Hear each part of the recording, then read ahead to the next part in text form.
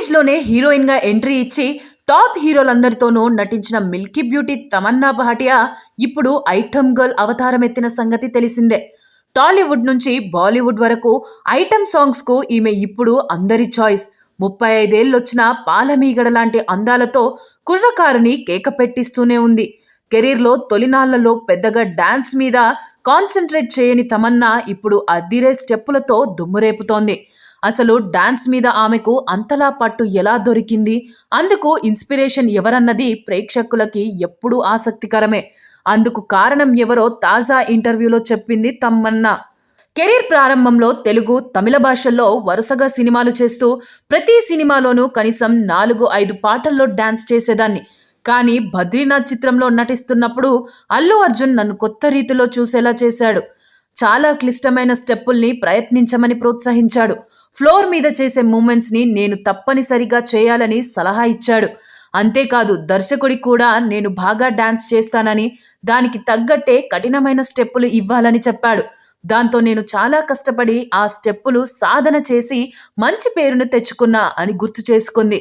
బద్రీనాథ్ తర్వాత తనకు భారీ అవకాశాలు వచ్చాయని, ముఖ్యంగా స్పెషల్ సాంగ్స్ తనకు ప్రత్యేకమైన ఇమేజ్ తెచ్చిపెట్టాయని, అందరూ తనను డాన్స్ క్వీన్ అని పిలవడం మొదలు పెట్టారని తెలిపింది. అల్లు అర్జున్ డాన్స్లో ఒక ఇన్స్పిరేషన్. ఆయన ఇచ్చిన సలహాని పాటించడం వల్లే ఇప్పటికీ నేను ఇండస్ట్రీలో కొనసాగుతున్నానని చెప్పింది.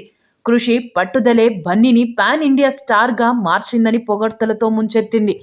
ఆయన స్థాయికి చేరుకోవడం అసాధ్యమే అయినా ఆయన నుంచి నేర్చుకున్న క్రమశిక్షణ నాకు ఎంతో ఉపయోగపడింది అని తెలిపింది.